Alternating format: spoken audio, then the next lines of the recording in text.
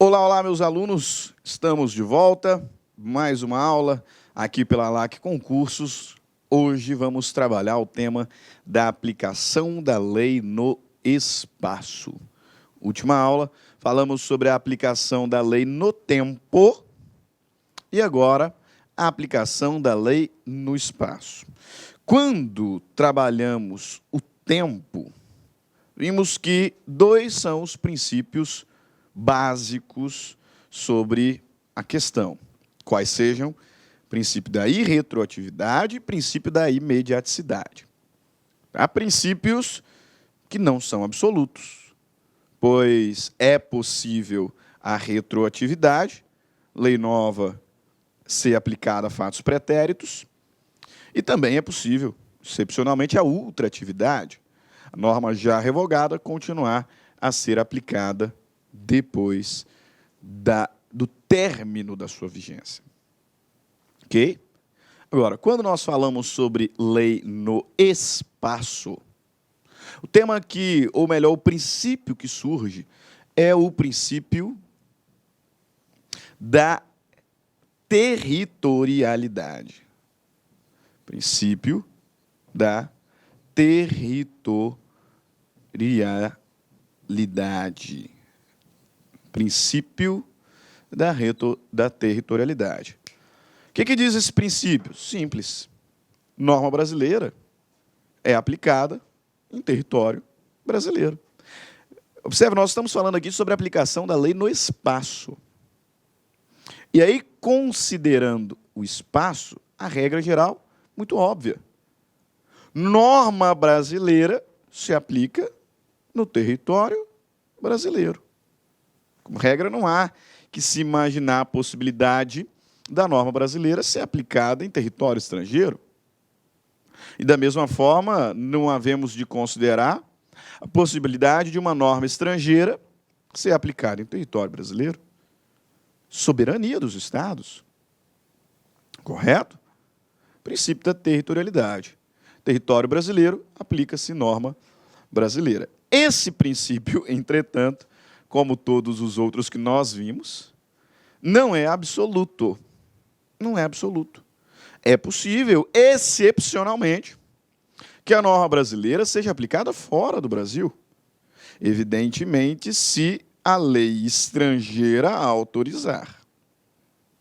E, excepcionalmente também, é possível que a norma estrangeira seja aplicada aqui, no Brasil, nas hipóteses em que a nossa lei expressamente autorizar. Ok? Princípio da territorialidade. Norma brasileira aplica-se no Brasil. Ponto. Excepcionalmente, é possível que a norma estrangeira seja aqui aplicada e vice-versa.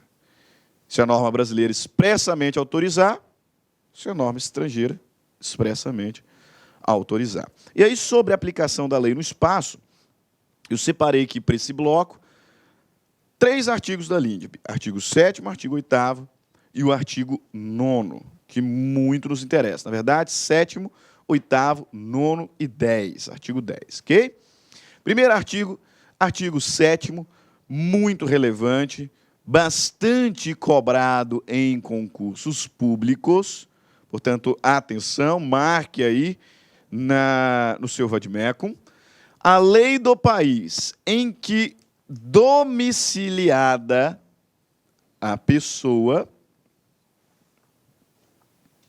determina as regras sobre o começo e o fim da personalidade, as regras sobre nome, capacidade e direitos de família. Territorialidade. Aplicação da lei no espaço. Primeiro artigo, artigo que costuma cair muito em concursos públicos. A lei do país em que a pessoa é domiciliada determina as regras sobre o começo e o fim da personalidade, sobre nome, sobre a capacidade e sobre os direitos de família. Então, imagine a seguinte situação. que um indivíduo domiciliado em determinado país, lá no Oriente Médio, que as legislações são um pouquinho mais diferentes, né? Mais distintas, e à luz da lei do país em que ele é domiciliado, tal pessoa ainda não é plenamente capaz para a realização dos atos da vida civil, dentre eles a celebração de contratos. Só que essa pessoa tem 19 anos. No nosso país, ela já seria. E aí ela vem aqui para celebrarmos um negócio jurídico. Esse negócio jurídico é válido? Meus caros, ele não é válido. Porque o indivíduo que atuou aqui como um dos agentes não tinha plena capacidade para atuar de forma autônoma e independente. Ah, professor, mas ele tinha 19 anos, tá certo.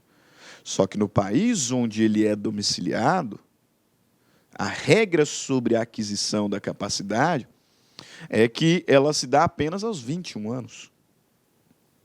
Perceberam? Perceberam? A lei do país em que é domiciliada a pessoa, e não onde se encontra a pessoa. E também não é onde a pessoa nasceu. Cuidado com as pegadinhas. A lei do país em que domiciliada a pessoa, ou seja, onde ela tem a sua residência de forma habitual, determina as regras sobre o começo e o fim da personalidade, nome, capacidade e os direitos de família. Perfeito? Então, direitos de família, regras de casamento, por exemplo. Qual é o domicílio do casal? Então, são as regras aí que vão regulamentar, por exemplo, o regime de bens. Dê uma boa conferida, por conta do nosso tempo, que a gente não tem como passar artigo por artigo, parágrafo por parágrafo, né? Até então, nós pegamos os temas mais importantes e praticamente trabalhamos cada artigo um bloco. Tá? Agora, já não dá mais para fazer isso, né?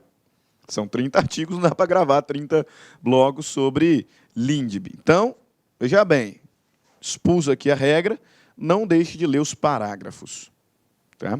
Que são muitos os parágrafos do artigo 7º, e eles vão falar ali notadamente sobre direito de família. Não deixe de ler, mas você sabe a regra. Regra geral. A lei do país em que domiciliada a pessoa vai determinar as regras sobre o começo, o fim da personalidade, nome, capacidade e direitos de família. Artigo 8º. Para qualificar os bens e regular as relações a eles concernentes, aplicar-se-á a lei do país em que estiverem situados. Ok? Então, o artigo 7º, tá? Diz lá, independente do local onde a pessoa está situada, onde a pessoa nasceu, no que tange ao começo, fim da personalidade, nome, capacidade, direitos de família, serão aplicadas as regras do local onde ela é domiciliada. Agora, no que tange a bens, regra geral, aplica-se a norma do local onde tais bens estão situados. Isso aqui vai fazer uma diferença muito grande, né? Por exemplo, quando eu penso aqui na partilha de bens. Um casal de brasileiro, né, ou melhor, uma senhora brasileira se casou com um italiano, moraram um tempo no México, depois vieram para a Argentina e divorciaram. Como é que ficam os bens que estão aqui localizados? Que estão localizados no Brasil. Os bens que eles adquiriram aqui ficaram por aqui. Como é que vai ficar? Eu vou aplicar para essa partilha a norma do Brasil, a norma da Itália, a norma do México ou a norma da Argentina? Vou aplicar a norma do Brasil. Regra geral. Para qualificar os bens e regular as relações a eles concernentes, aplicar-se-á a lei do país em que estiverem situados. Ok? Parágrafo 1º, aqui são só 2, então dá para a gente passar por eles. Parágrafo 1º. Aplicar-se-á a lei do país em que for domiciliado o proprietário quanto aos bens móveis que ele trouxer ou se destinarem a transporte para outros lugares. Então, uma exceção à regra do caput. E parágrafo 2º, o penhor regula-se pela lei do domicílio que tiver a pessoa em cuja posse se encontre a coisa apenhada. Professor, o que é penhor? Penhor é um direito real de garantia, tá? Próprio de bens móveis. Então, eu te devo determinado valor, ou melhor, vou pegar um empréstimo contigo e, para garantir o meu pagamento, eu dou determinados bens móveis em penhor. Se eu não pagar, você pega e vende. O que o legislador está nos dizendo aqui é que o penhor regula-se pela lei do domicílio que tiver a pessoa em cuja posse se encontre a coisa apenhada. Então, eu te entreguei esses bens, né, para você, credor, a título de penhor, então vai seguir as regras do local onde você, credor, é domiciliado. Imagine que eu, italiano, moro ainda na Itália, fiz aqui um negócio com você e, para garantir o pagamento, eu te dei bens móveis em penhor. E você está aqui no Brasil, você é domiciliado aqui no Brasil. Perfeito. Quais são as regras brasileiras sobre o penhor? Essas é que serão aplicadas. Ok? À luz do parágrafo 2º. Artigo 9º. Para qualificar e reger obrigações, né? Olha que curioso. No que toca a direitos que envolvem personalidade, capacidade, direito de família, ou seja, extrapatrimoniais, norma do domicílio da pessoa. No que toca a bens, então, notadamente, direito real, local onde os bens estão situados. E com relação a direitos obrigacionais, para qualificar e reger as obrigações, aplicar-se-á a lei do país em que se constituírem. Tá? O contrato é uma fonte de obrigação. Então, o contrato ele foi celebrado aqui no Brasil, né, entre um brasileiro e um japonês. As regras sobre esta relação obrigacional são as regras previstas no nosso Código Civil, porque aqui foi constituída a relação obrigacional. Também dei uma conferida boa nos parágrafos aqui do artigo 9º. E aí, o artigo que julgo ser o mais importante, né, sobre o tema, o artigo 7º cai bastante, pessoal. Então, olha, dê uma boa lida no artigo 7º, dê uma boa lida nos seus parágrafos, mas, na minha visão, o artigo mais importante sobre a aplicação da lei no espaço, até por conta dos seus paralelos com o direito processual civil, é artigo 10. Artigo 10 e parágrafos, que vai tratar sobre direito sucessório. Direito sucessório. Então, direito à herança, né? A sucessão causa mortes. Artigo 10 da LINDB.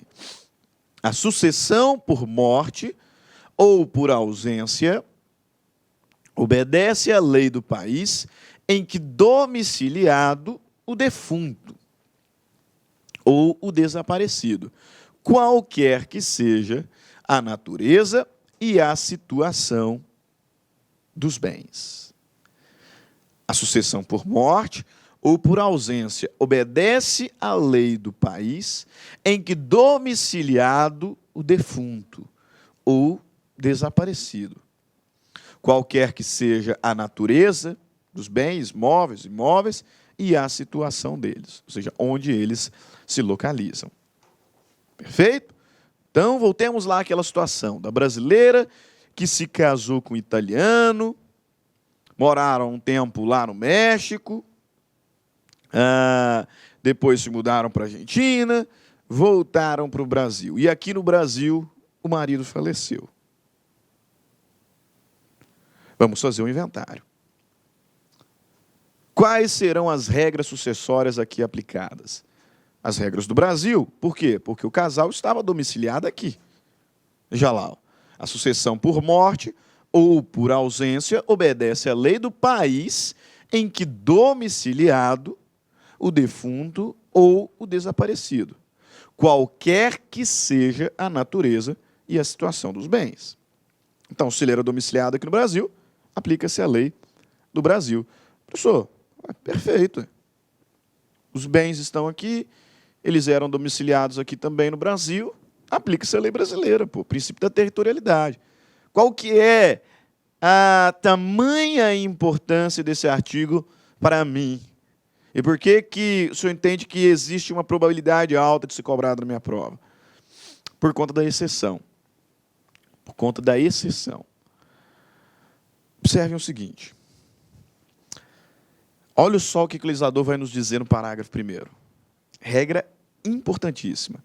A sucessão de bens de estrangeiros situados no Brasil será regulada pela lei brasileira, em benefício do cônjuge ou dos filhos brasileiros, ou de quem os represente, sempre que não lhes seja mais favorável a lei pessoal do decujus. Então, no nosso exemplo, imagine o seguinte: a brasileira se casou lá com o italiano, né?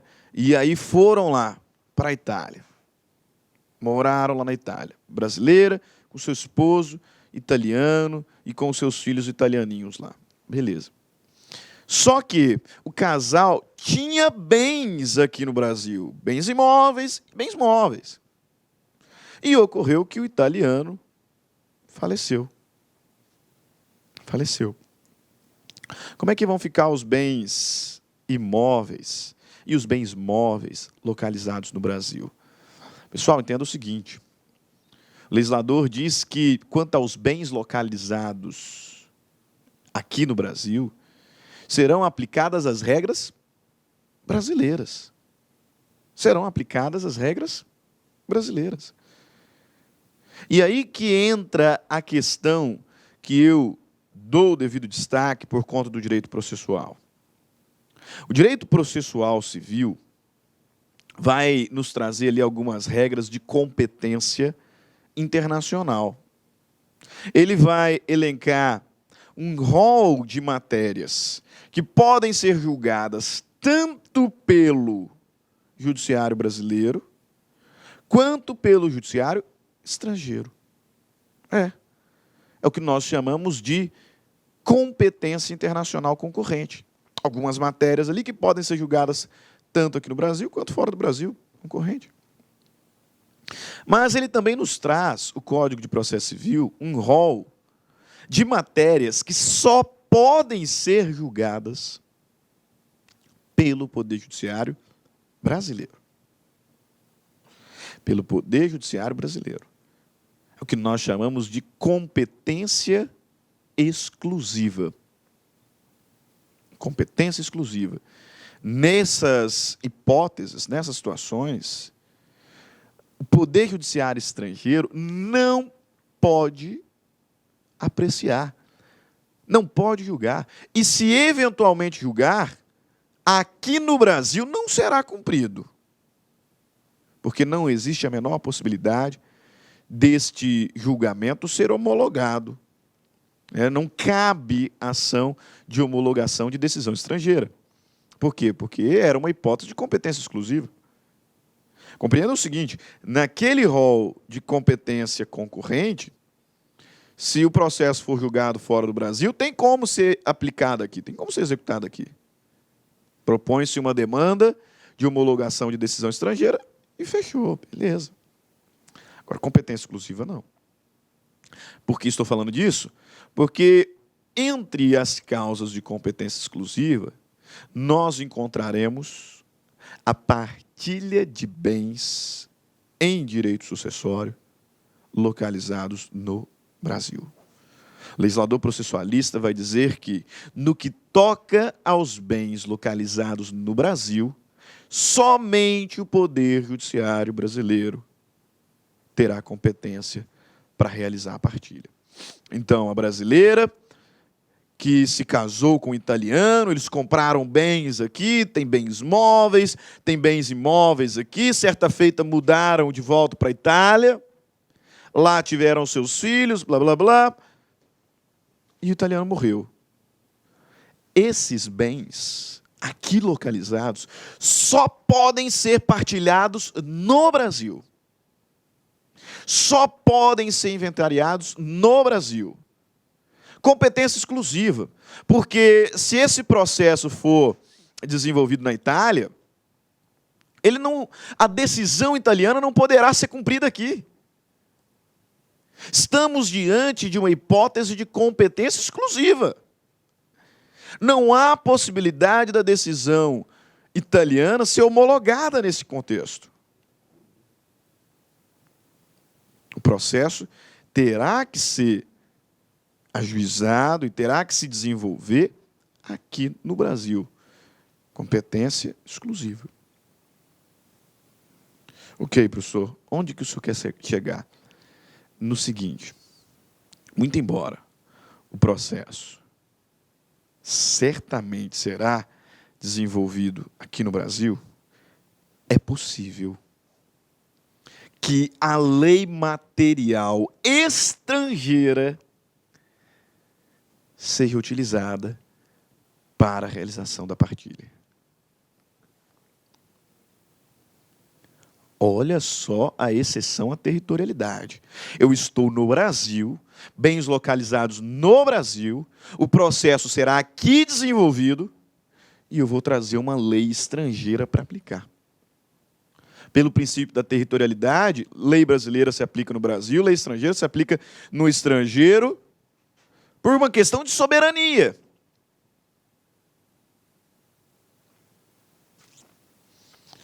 Mas, nesse caso, o processo que obrigatoriamente se desenvolverá aqui, com base no Código Processual Civil brasileiro, poderá ter a aplicação do Código Civil italiano. Eu pegar a lei material estrangeira e aplicar aqui. Por quê, professor? Parágrafo 1º. Veja lá, ó, a sucessão de bens de estrangeiros situados no país será regulada pela lei brasileira. O senhor está se contradizendo. Lê o texto inteiro. Lê o texto inteiro. A sucessão de bens estrangeiros situados no país será regulada pela lei brasileira, em benefício do cônjuge ou dos filhos brasileiros, ou de quem quer que os represente, sempre que não lhe seja mais favorável à lei pessoal do decujus. A lei pessoal do decujus é a lei italiana. Se a lei italiana for mais benéfica à cônjuge brasileira, a esposa que é brasileira,